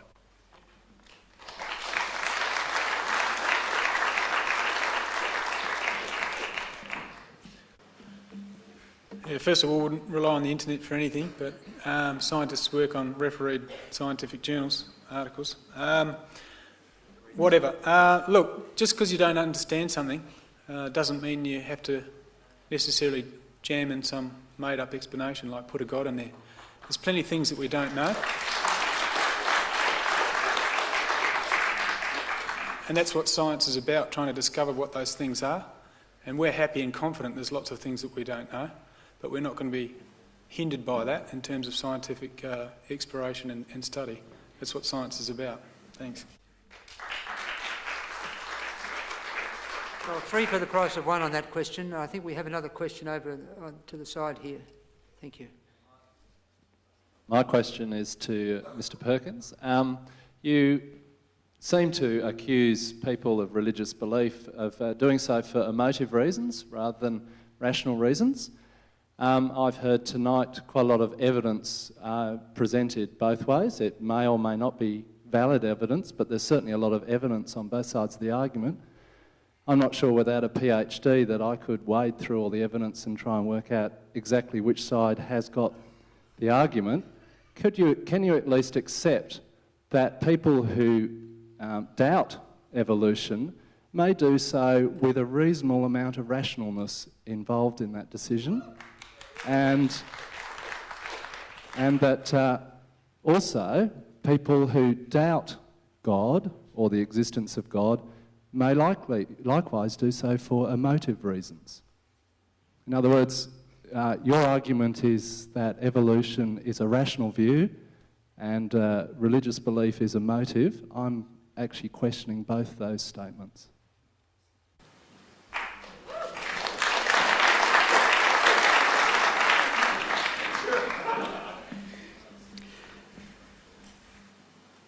Well, about the motivation of belief, I think you don't have to have... what I was going to say in the summing up is that I think related to this, the people put forward ideas that they have emotional attraction to, and it does affect their ability to think rationally. I don't accept that there is any rational argument for opposing evolution, because the evidence just doesn't support it.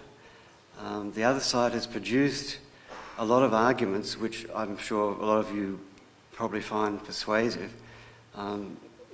As I said in the beginning, you find them persuasive because you've already got an emotional commitment to that view. No, there isn't any rational reason to oppose evolution because all the arguments favour it. The other arguments that have been put up are simply arguments that are fallacious, that other people have said things which may be incorrect, and they may be able to say things that highlight things that we don't know. But that doesn't prove that evolution is false, because all of the fossil record, everything that we know, shows that that's what happened. If you don't want to believe it, no one can force you, but that's what the facts say, believe it or not.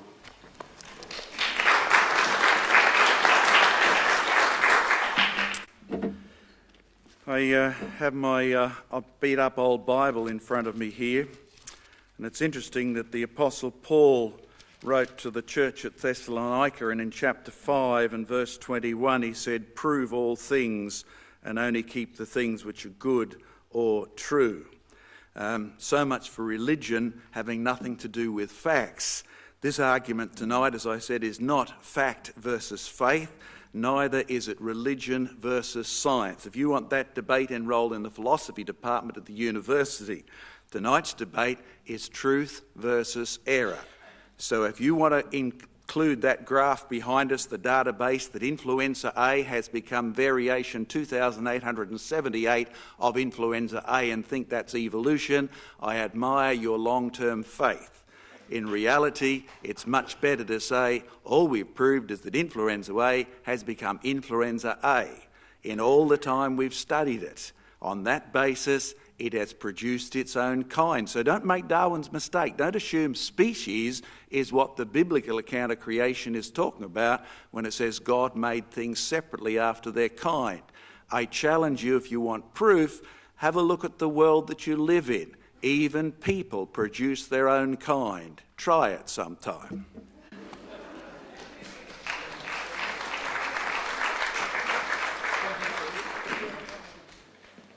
think it's an unusual model, but quite an effective one, where a question's been addressed to one team to give the other team a chance to also comment. But I think it's only fair that the team to whom the question was addressed have a chance to come back at that if they wish to do so. And I think on this occasion we do wish to do so. Yeah, just the gentleman's question up there about, I think it was directed in a line that atheism might be a belief system as well, or where it was sort of attached to it. I'd probably put it this way, that I was brought up a strict Christian upbringing and so forth, and as I said, atheists are not an anti-religion at all. But the thing is, with atheism, we're saying, where's the evidence? I mean, I could say to you, well, we should believe in fairies at the end of the garden as well. What about Santa Claus? Where do you stop? You have to have evidence to back these things up. And what we're saying as atheists is that, as soon as you provide the evidence, and we're able to review that independently and put it in scientific journals, then I'll be a follower, no problem at all. But that hasn't happened. Thank you.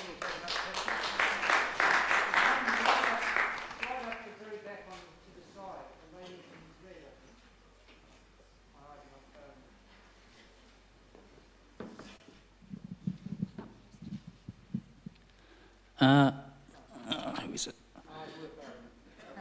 John Perkins brought up the subject of soil erosion, was it? And challenged John Mackay to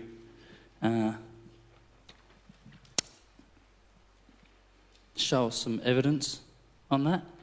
I'd like to know more about that. Sorry, is the question addressed to John Mackay or to John Perkins? John Mackay. I'd like to hear what he has to say about that. Thank you.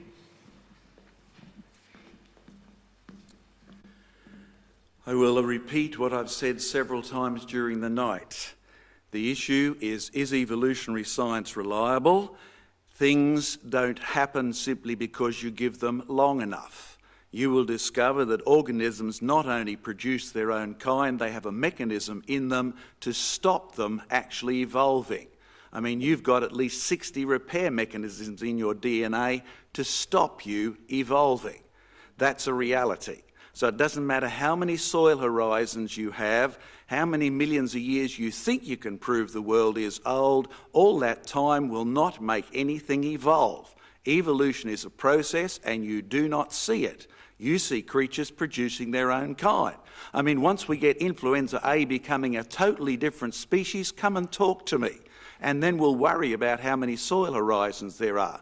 But time is not the issue. It's no help to the whole issue of evolution.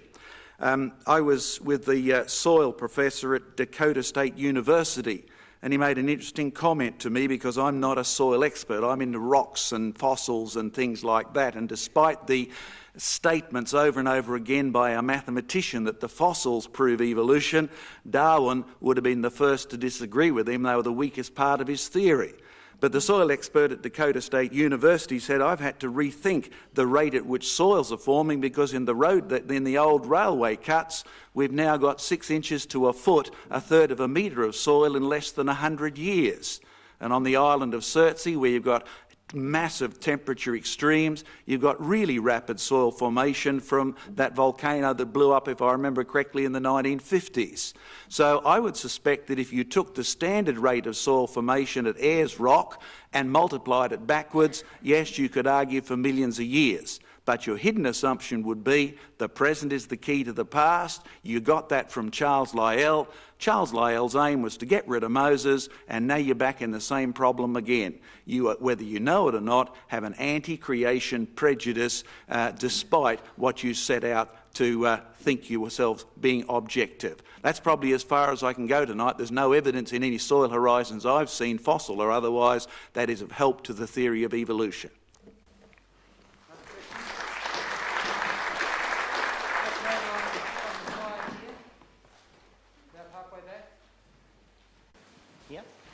Yes, please. Hello, my question is directed towards the creationist speakers. The gentleman mentioned earlier about the butcher Stalin that he was actually an evolutionist, I believe he may have said. He actually supported Lysenkoism, so he appeared to be quite anti-scientific in his views, and it destroyed Soviet agriculture for about 40 years or so. So I just thought you might be able to speak on that point. Also, you mentioned that you, at the end of your initial discussion about a particular Nobel laureate who made a point on your behalf, the quotation made a particular point, and I just want to point out that there have been other Nobel laureates who have been found to be in error, such as a Nobel laureate in chemistry who thought that megadoses of vitamin C would cure the common cold. So I just want to clarify that that appeal to authority doesn't necessarily support the argument. And one other thing was that you mentioned about the lungs of these, this bird, supposed bird-like reptile, and I've actually forgotten now what I was going to say about that. Anyway, that's enough. Already. Thank you. If we're in church, we'd have to take an extra offering to get the time to answer all those questions. But, okay, the statement concerning Stalin being a Shintoist, my biggest opponent in Canada is David Suzuki, who leans in that direction as well. Oh, did you? Sorry, what did you say? I said he was an atheist and therefore an evolutionist. That makes sense now? Okay. So in other words, he believed in survival of the fittest, and he made sure that he was one of the fittest by definition, and he eliminated everybody else.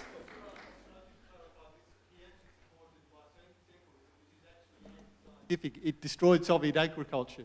I didn't say he was a scientist, I said he was an atheist evolutionist. No, but Lysenkoism is actually anti-evolution.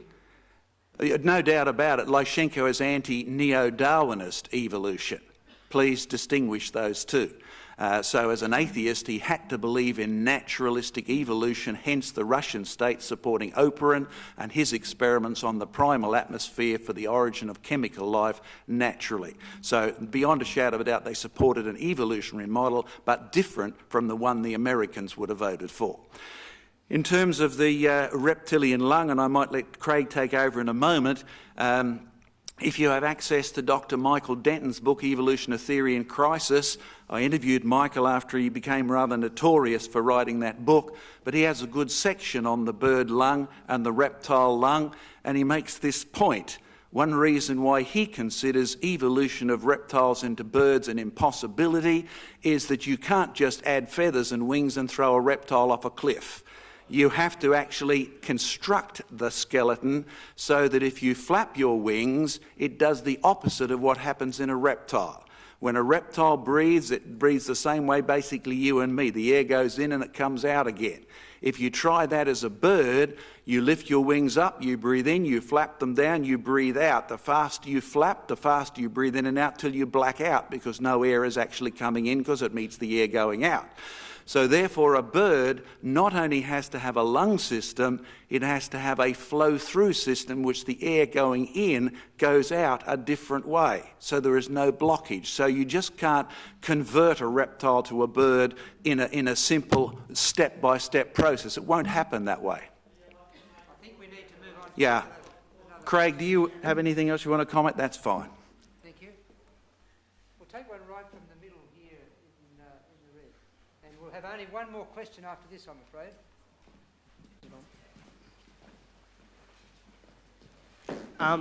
It's to the atheist side, and I'd like to know where the Islam came into this questioning before.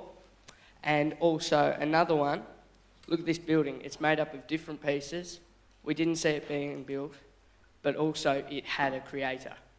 What do you say to that?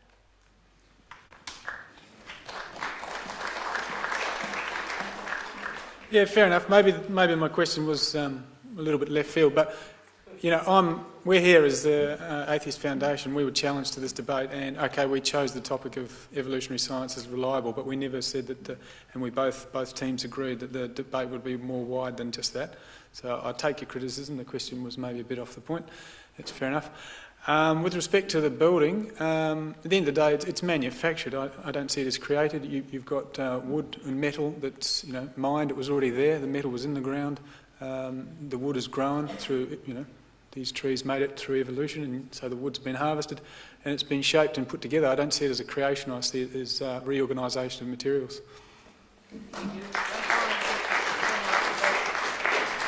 Somebody very urgent, right at the back in the middle block. This will be our last question for the evening. Just before we take this question, I'll mention, in case the teams have forgotten, that we'll have this question and then we have a final summing up from either side. They have 5 minutes for one speaker from either side, or if they wanted to split the 5 minutes between them, that wouldn't matter either, but 5 minutes, and it will be first from the negative side and then from the affirmative side, and that will conclude the debate for the evening. So let's take our final question. Thank you. I've got two parts to this question. Actually, I'd like to direct it to the atheist camp.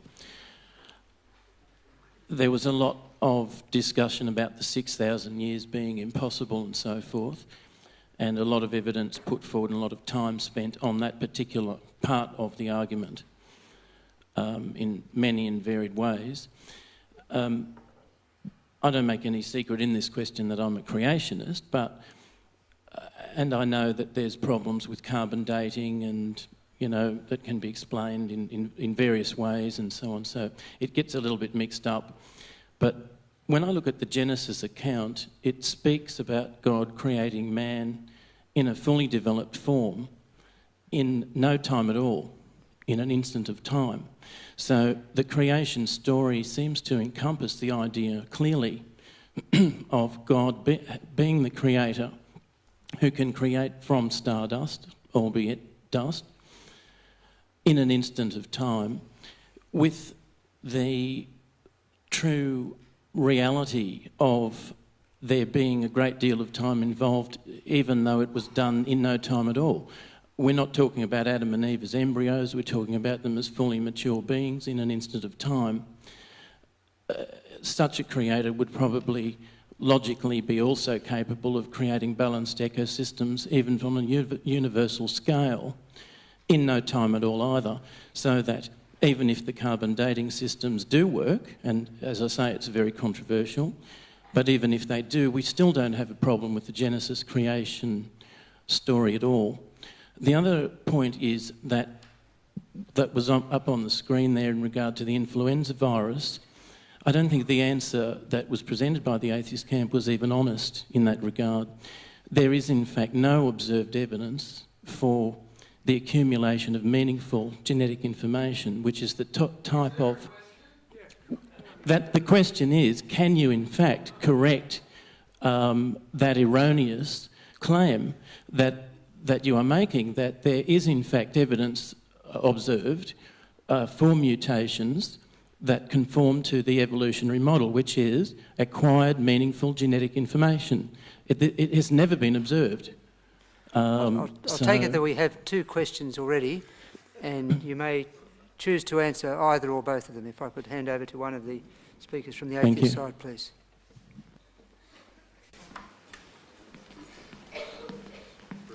As my daughter would say, crikey, Ted, where do we begin? We've just about had the whole debate again. Look, radiocarbon dating is extremely reliable. All this furphy about it being somehow magically mucked up or something is just nonsense. As I demonstrated, it's been verified by backdating of counted tree rings. And the idea that a tree puts on 4 rings a year is just not true either. Where else did we get to? We're going to have the whole debate again, aren't we? What was it? The question was just so... You can stop there. Yeah, I might leave it there. I mean, we've had the debate. It seems like that question was just going on forever. It's ridiculous.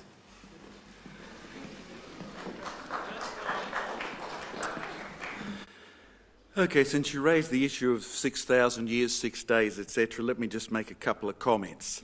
I had one meeting where a dear old lady put up a hand and said, how could God make the universe in just 6 days? It's such a big job. The glib answer, of course, is the smarter you are, the faster a job gets done. So I'm not surprised the evolutionists need dumb chance to give millions of years to turn clay into living things. But to make it a bit more intellectual approach, The book that I was recommending, which is in the bookstore at the end of the aisle up there, by Gary Parker, what impresses him is that you actually can't take time to make successful creations. I mean, you have a thyroid like I do that busted, and you soon discover you can't function because it can't take your energy and get it into the system. You can't take millions of years to evolve a thyroid because you're dead of lack of energy before you even get anywhere. And this is true of the simplest organism or the most sophisticated. They have to have all their bits before any bits will actually work. This gentleman's question down here about irreducible complexity is a very good one. Or cars are reducibly complex until you get down to the wheels and the motor and the steering wheel. After that, it's irreducibly complex. It won't be a car underneath that. But your body, an amoeba's body, I'm sorry, you can't take time to make it because it'll be dead before you get anywhere. And I think it's probably time to hand back to the chairman.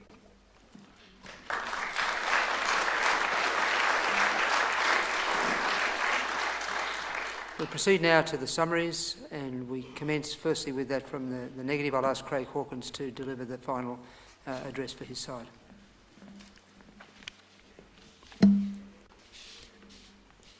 The title of tonight's debate was Evolutionary Science is Reliable. Now, our opponent's argument has basically relied on attempting to tear down creation position and use of long ages, etc. But in my view, if evolution is reliable, surely it should be able to stand on the strength of its own evidences.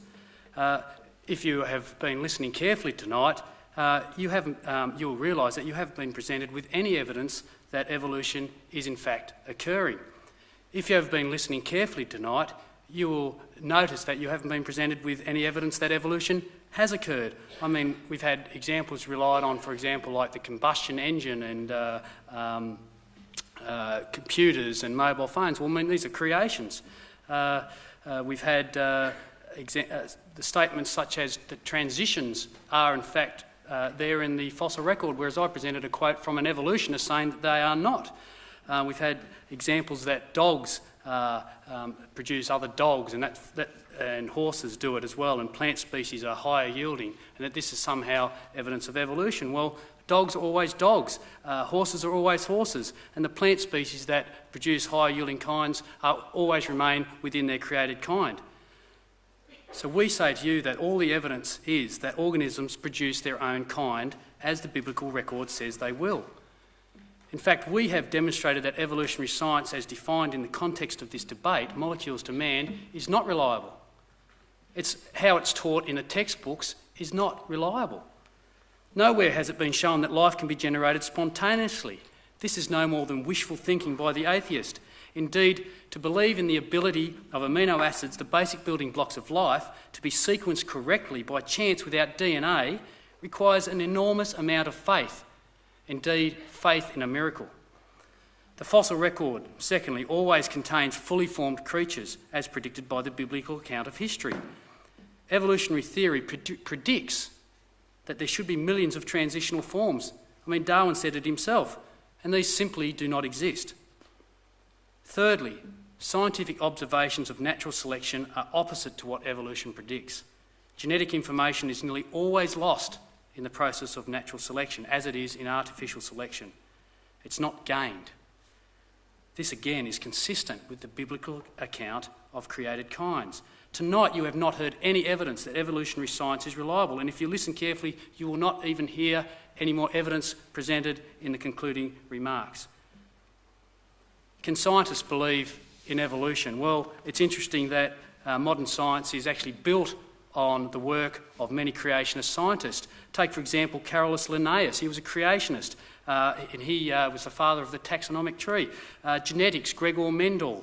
Bacteriology, Louis Pasteur. In his lifetime, he was sidelined due to his opposition to Darwinian theory and spontaneous generation. Isaac Newton, often judged one of the greatest scientists that ever lived, said this, quote, "We account the scriptures of God to be the most sublime philosophy. I find more sure marks of authenticity in the Bible than in any profane history whatsoever." scientists today. There's many leading scientists today that do not take the evolutionary point of view. You can't just claim that they're irrational. Professor Dean Kenyon, who was an atheist and wrote a book in the 70s about chemical predestination, trying to prove that life can self-generate. He said recently, we have not the slightest chance of a chemical evolutionary origin for even the simplest of cells. Dare it be said, but I believe that many scientists reject the idea of special creation not because of the evidence, but because of the implications. And I say, don't let the implications get in the way of truth. We propose to listeners that the alternative to the failures of evolutionary science in explaining origins is that there is a creator God, and he is revealed in the Bible.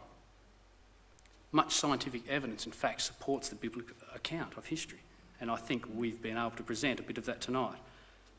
There's a lot more out there if you're willing to look at it. If you're someone here tonight that's wondering if there is a God, try the empirical test of submitting your life to the Creator, Jesus Christ. Test the hypothesis, and you will experience the transformation that millions of others have throughout history. The Bible says if you draw near to God, he will draw near to you, but you have to take that step. You are fearfully and wonderfully made by God, and he wants to get to know you. Thank you.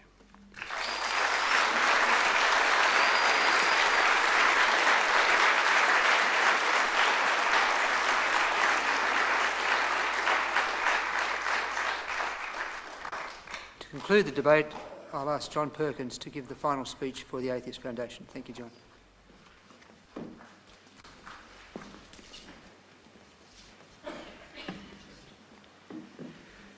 Well, first of all, let me say that I know you probably have enjoyed your appeal to faith presented by the other side.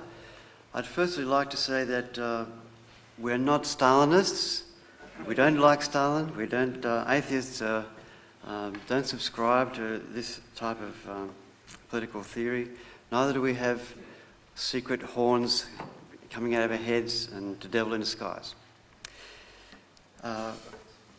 What I would like to say about the other side who presented their case tonight can be summed up very simply in something that John Mackay said several times. Science is wrong because it's not Christian. That's basically the argument he's put. That he's so wedded to the faith of Christianity that it overpowers his ability to accept science. This is why he contends that science, it can't be his faith that's wrong, it must be science that's wrong. That's basically what he's saying. You could also say that science is wrong if you're a Muslim. You would say that science is wrong because it doesn't conform to Islam. This is the whole problem. Whatever religion you have, it might conflict with science. It doesn't. Your faith is an arbitrary motivation in that sense. What we're trying to argue is for an objective reality where you can decide on facts, decide what happens on the basis of the facts, the evidence available. Now, it's been said tonight that there's been no evidence of evolution happening. This is not true. There's simply countless examples of it, that evolution has happened in the fossil record. It's almost inexplicable that this argument can be presented.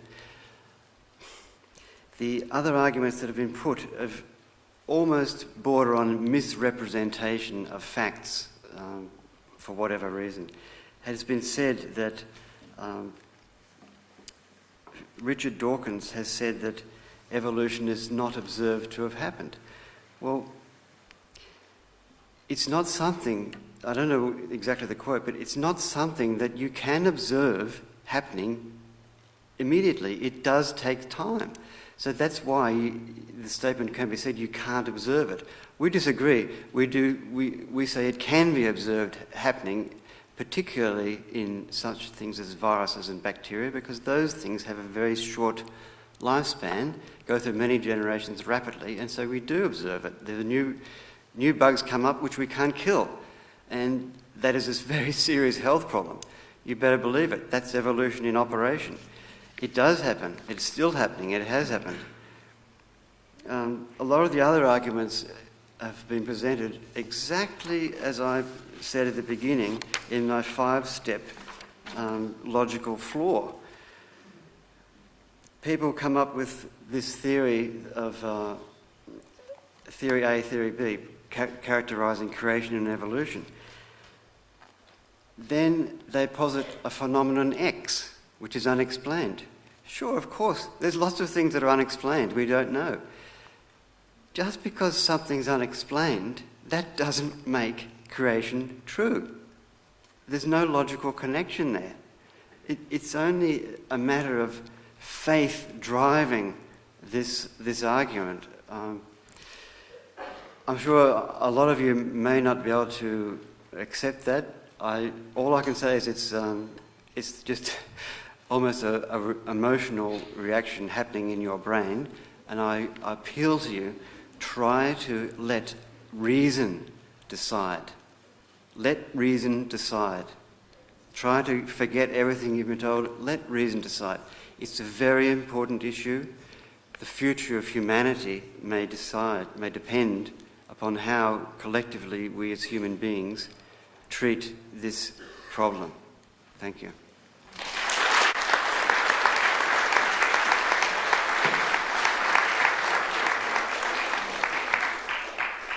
I'd like to particularly thank John Perkins and Richard Doyle for being willing to take up on behalf of the Atheists Foundation the challenge that was thrown down by the combined Baptist churches, and ask you to join me in acknowledging all 4 of our speakers, John, Craig, Richard and John, for their performances this evening. Thank you very much indeed.